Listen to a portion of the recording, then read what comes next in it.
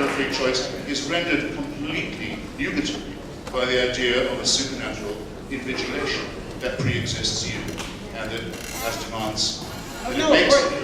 But the whole point is it's not nugatory because you can choose to fulfill the demands or not fulfill the demands. That's what free will means. How will you know? What? How will you know? Whether you fulfill the demands or not? Because that's what irony means. People have unintended consequences. And find out that they are doing something they didn't think they were doing. That's what the free choice principle means. It's not a yes/no question. Thank you. Okay. Sorry guys, waiting in line. We only have time for 3 more questions, so I apologize for you guys waiting in line, but maybe you could get them in the book signing. I have a question for Mr. Hitchens, and I hope Rabbi Wolpe, you'll answer the same question. I would contend that religion is not the root of evil, or most of the evil in the world, but that power is. And I'd like both of you to respond, starting with you. Well, some people say, studying Nietzsche usually, that if you take religion away, faith away, all that's left is the will to power.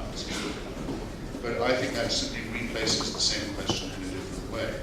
If you look at the efforts of the imams and the ayatollahs and the rabbis to order our morality, to try and intervene in our politics, to run our education system, to have views on morality, all the rest of it, ask yourself, in which world are they seeking power, this one or the next?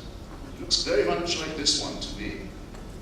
And so what I'm supposed to believe, or take seriously, is the idea that someone else, who I know is only a primate like me, has access to information that I don't have, and can tell me what to do, not just because he's stronger than me, but because God has empowered him to do so.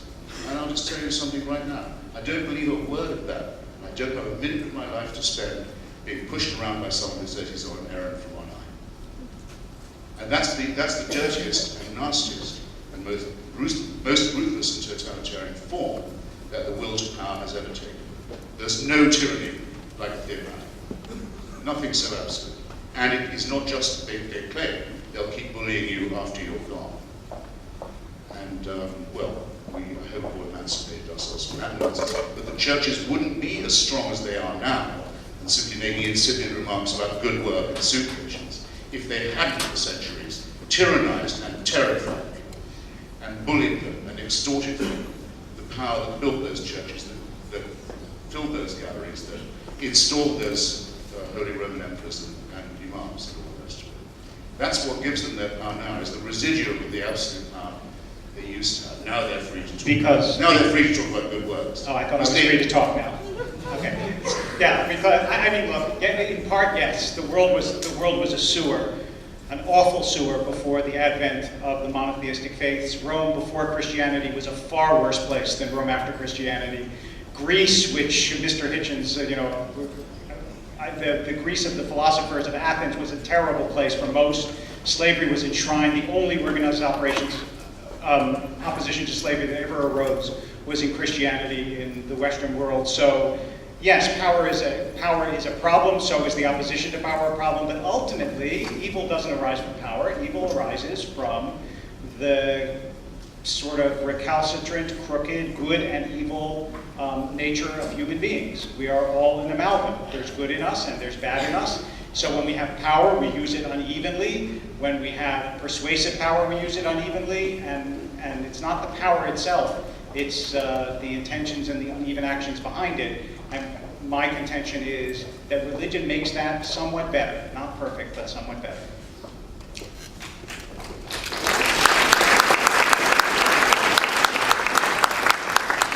All right, my question is really for both of you, but I understand we're short on time.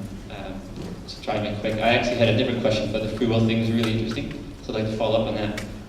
It seems to me that there's a difference between random action and free action. And if we do in fact have free will, that would imply that we are violating causality, because you must be following, in a deterministic universe, every action has a cause. But if we do in fact have free will, that means you are initiating an action that does not have a cause. It is a causal, which implies something beyond the natural law. Is that correct? Yes. that seems to be correct. I mean, the theology that I know best is the Christian. The Muslim one follows it in many respects. It says that evil arises from man's rebellion against God, which must therefore be, in some sense, a voluntary act. And even the devil, as we know, used to be an angel. And after all, once you start creating supernatural entities, you'll always have to find yourself adding another one.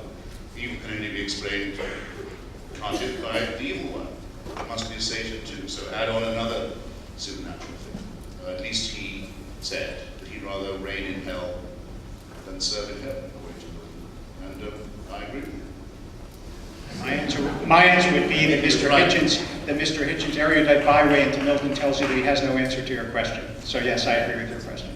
Excuse me, I thought that was a rather elegant answer. You said nothing about causality and the ability to cause from randomness. The Christian theology. I guess he didn't ask about the Christianity. first cause is a rebellion against God. That's the cause. He understands that in Christian theology, people believe in an uncaused cause because God gives free will. The question is, if you don't believe there's a supernatural entity, how do you get cause from randomness? That was the question. Milton doesn't answer that. That only leads to an infinite regression. I mean, you have to say, well, who caused that first cause? No. Who created the creator? Who designed the designer? It gets absolutely no. That's not the question.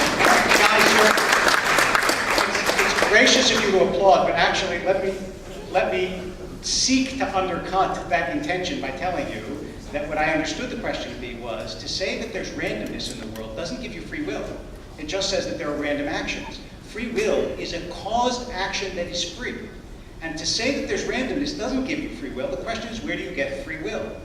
Well, with respect, I didn't say that randomness was the cause of free will. I said that given the amount of randomness and uncertainty, I think the determinist position is a very hard one. I'm sure I was correctly heard. But that means that you don't. But I absolutely never mind saying this kind of thing twice. Until you've all got it right.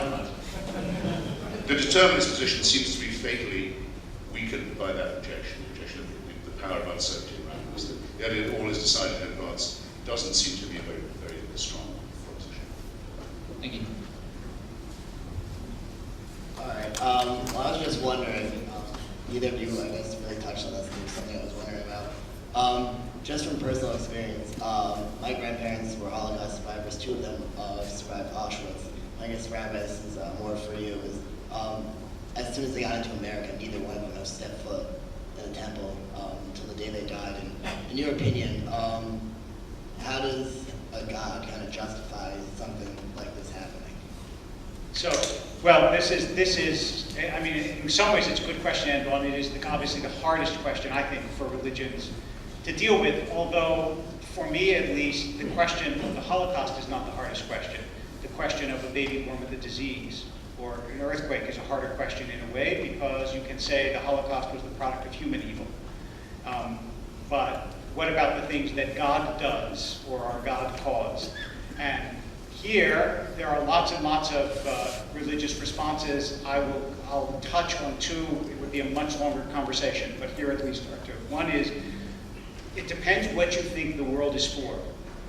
If you believe that the world is in order that we grow in soul, then good and evil in this world, or bad and good, have to be random.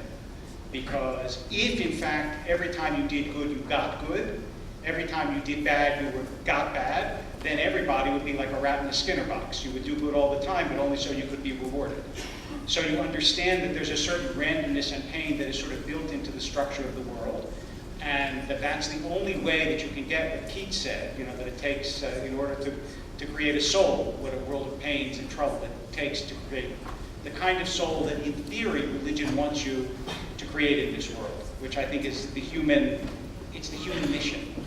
The second part of that is that God created a world of material. There's spirit in it, but it's material. And material, by its very nature, is something that suffers, decays, dies, is imperfect. And that's part of the reason, I believe, why religious people have an intuition that this world isn't all. Because there's something that we believe transcends the material. And that's something that we can only imagine, but we can't exist in until we leave this world. I wish I had a lot more time to answer it, because as I said, this is the central religious question, but for the moment I'm going to leave it at that. Well, look, one advantage to being an atheist is you don't spend your time asking stupid